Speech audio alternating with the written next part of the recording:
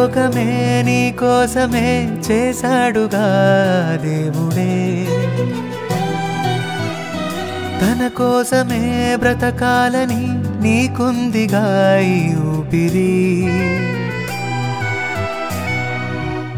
కొద్ది కాలమేగా నీవు బ్రతకగలవు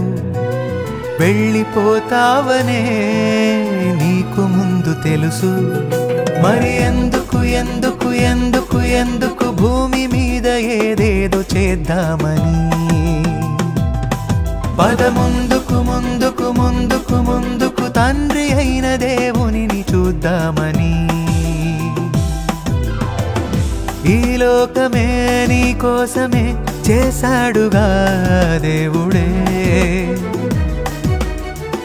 తన కోసమే బ్రత